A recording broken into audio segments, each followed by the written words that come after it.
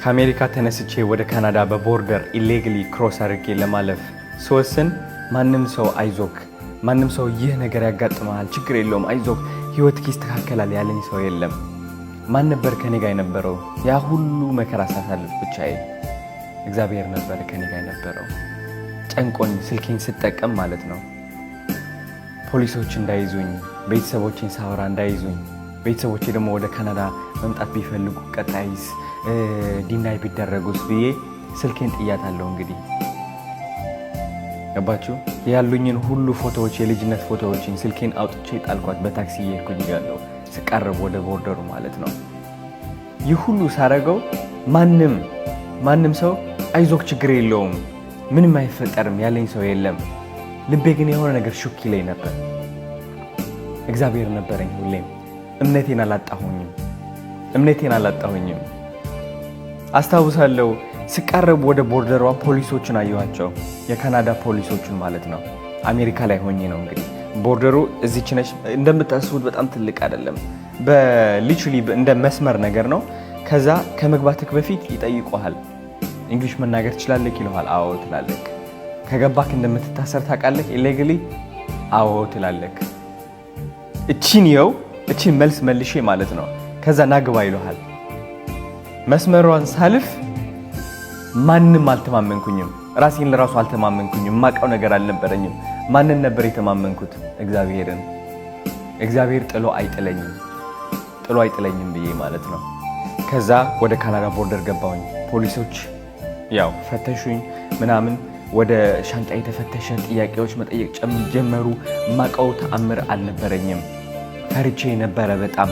ወደ ኢትዮጵያ የሚመልሱኝ ነበር የመሰለኝ ልንገራችሁ። ምክንያቱም ማንም ሰው አልነበረኝም የማውቀው። ስልኬን ጥያታለሁ። ስልክ የለኝ፣ ማወራው ሰው የለኝ።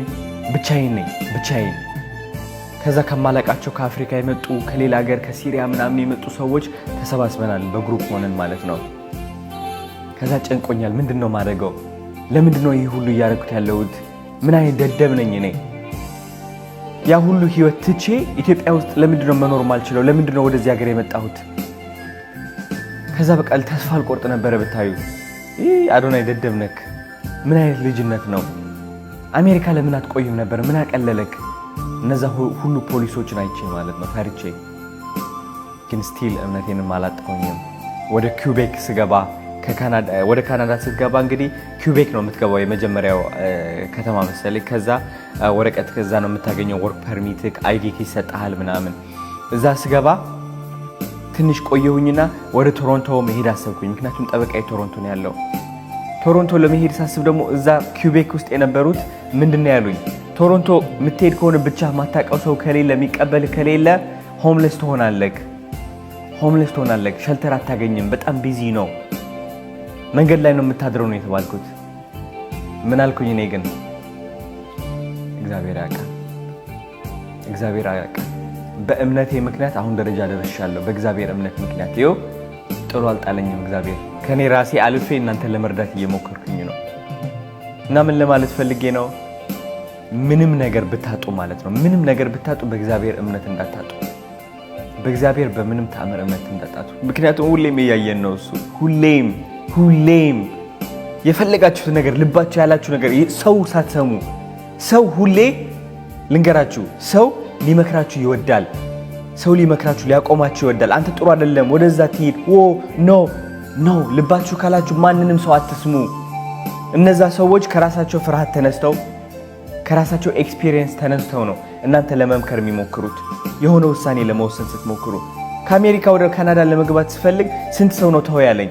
ስንት ሰው ነው አንተ ልጅ ህይወትክ ታበላሻለህ፣ መና ሆነህ ትቀራለህ፣ ወደ ሀገርህ አትመለስም በቃ። ግን ልቤ ነግሮኛል። ልቤ ሰማሁኝ። ልቤን ስሰማ ደግሞ እግዚአብሔርን ሰማሁት። ምክንያቱም እግዚአብሔር ልቤ ውስጥ አለ፣ ኢማጂኔሽኔ ውስጥ አለ እግዚአብሔር። እምነታችሁ እንዳታጡ። ዝቅተኛ ደረጃ ላይ ስንሆን እምነት ነው የሚያድነን።